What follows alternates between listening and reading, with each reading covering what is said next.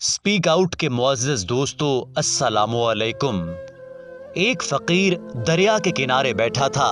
एक नौजवान वहां पर आया और पूछा कि बाबा जी, यहाँ बैठे क्या कर रहे हो? फकीर ने कहा कि इंतजार कर रहा हूं कि मुकम्मल दरिया बह जाए तो फिर इस दरिया को पार करूं।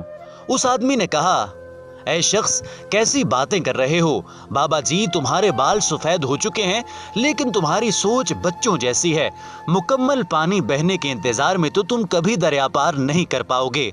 फकीर ने कहा, यही तो मैं तुम लोगों को समझाना चाहता हूँ कि तुम लोग जो हमेशा ये कहते रहते हो कि एक बार घर की जिम्मेदारियां पूरी हो जाएं तो मैं फिर नमाज पढ़ूंगा और जब बड़े कामों से फारिग हो जाऊंगा तो फिर दाढ़ी रखूंगा, हज करूंगा और वालिदैन की खिदमत करूंगा।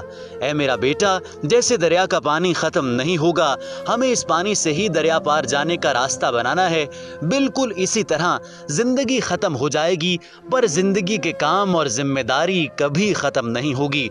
नादानों, बेवकूफ़ों, अगर अपनी आखिरत के लिए कुछ करना है तो अभी उठो और मेहनत करो, तौबा इस्तिग़फ़ार करो, नमाज कायम करो, रोज़ा रखो, ज़कात अदा करो और अल्लाह ताला से दुआएं मांगो। ऐ नौजवान, अल्लाह और उसके रसूल की नाफरमानी से बाज आ जा।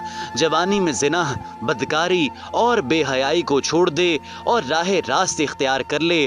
तू इंतज़ार कर रहा है उस लम्हे का कि जब तेरी ज़िंदगी में आसानियाँ आ जाएंगी तब तू नमाज को जाएगा। अभी तुझे अपना दिन मसरूफ़ लगता है और ये छोटे छोटे दुनियावी काम तुझे इतने बड़े लगते हैं कि तुझे अपनी आखिरत की फ़िक्र नहीं और तुझे अपनी कब्र का ख्याल नहीं। ये दुनिया की आसाइशें ही तेरे लिए सब कुछ बन चुकी हैं। ऐ शख्स, याद रखना, इनकी हकीकत कुछ नहीं, ये मकड़ी के जाले से भी कमज़ोर सहारे हैं। और ऐ शख्स, ये बात याद रखना कि अगर इस दुनिया के पीछे तूने अपनी आखिरत खो दी और अपनी कब्र को सामने ना रखा तो तुझसे बड़ा बेवकूफ़ कोई नहीं होगा।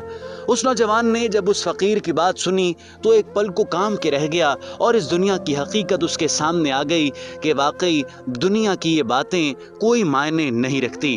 प्यारे मुसलमान भाइयों, अभी वक्त है कि अभी इस वक्त को जो है इसको हासिल किया जाए और नमाज कायम की जाए। एक नौजवान को राह चलते लड़कियों को देखने की आदत थी। उसने अपने एक बुजुर्ग से अपनी परेशानी का जिक्र किया कि वो जब भी बाहर जाता है तो बाजार में औरतों को देखने से बाज नहीं रह पाता। औरतों की अंदर जो कशिश होती है उसको अपनी तरफ खींच लेती है और इस खराब आदत को वो नौजवान छोड़ना चाहता है। वो क्या करे कि उसकी ये बुरी आदत छूट जाए। बुजुर्ग ने उसे एक दूध से जो है लबालब भरा हुआ गिलास दिया कि वो बाजार तक होकर आए और एक अपने शागिर्द को उसके साथ कर दिया और कहा कि जब भी इससे दूध का एक कतरा भी छलके तो इसको सरेआम मारना और इसको कहना कि इस दूध के कतरे को गिरने नहीं देना था। ऐ बेवकूफ़, तू क्या कर रहा है? नौजवान बाजार गया और दूध का एक कतरा गिराए बगैर वापस आ गया। बुजुर्ग ने नौजवान से पूछा कि तुमने बाजार में कितनी औरतों को देखा? नौजवान ने जवाब दिया कि मैंने किसी को नहीं देखा, मेरी सारी तवज्जो दूध के गिलास की जानिब मरकूज थी और मैं डर रहा था कि दूध का कतरा गिरा तो सबके सामने मेरी पिटाई हो जाएगी और जो अपना शागिर्द आपने मेरे साथ भेजा है ये सबके सामने मेरी बेइज्जती करेगा। बुजुर्ग ने कहा कि यही हाल एक सच्चे मोमिन या मुसलमान का है कि एक सच्चा मुसलमान अल्लाह से डरता है और क़यामत के दिन सबके सामने शर्मिंदा होने से डरता है।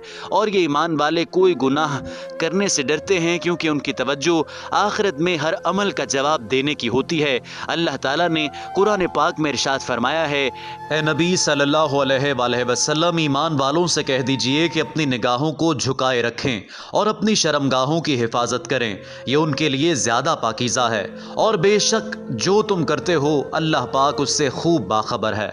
मुअज़्ज़ज़ नाज़रीन और मेरे प्यारे दोस्तों, आज का नौजवान बेहयाई की तरफ सिरक रहा है और उसकी निगाहें हर उस शय को देखने की जानिब दौड़ रही हैं जिसको अल्लाह ताला ने हराम करार दिया है या मना फरमाया है। आज का नौजवान जो घंटों इंटरनेट का इस्तेमाल करता है लेकिन इंटरनेट पर कोई काम की बात नहीं सुनता और ना ही कोई काम की बात देखता है। आज का वो नौजवान जो अपने शब व रोज़ गफलत में गुजार रहा है, उसको ये बात बता بتانے کی بہت ضرورت ہے کہ آخرت کی گھڑیاں قریب آ رہی ہیں اور اس کو اپنے ہر عمل کا جواب دینا ہوگا اور اللہ تعالیٰ کے سامنے اسے کل قیامت پیش ہونا ہے اور تمام سوالوں کے جواب دینے ہیں۔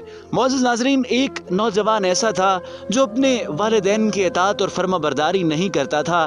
اس کے والدین اسے جب کوئی کام کہتے تو ان کو منع کر دیتا اور اپنے والدین کی نافرمانی کیا کرتا تھا۔ ایک دن وہ اپنے ایک دوست کے پاس گیا اور دوست سے اس کا حال پوچھا اور دوست نے جواب دیا کہ میں نے صبح سے کچھ کھایا نہیں اور نہ ہی میرے پاس پہننے کو کپڑے ہیں اور نہ ہی میرے پاس اپنے کالج کی فیس ادا کرنے کے لیے پیسے ہیں۔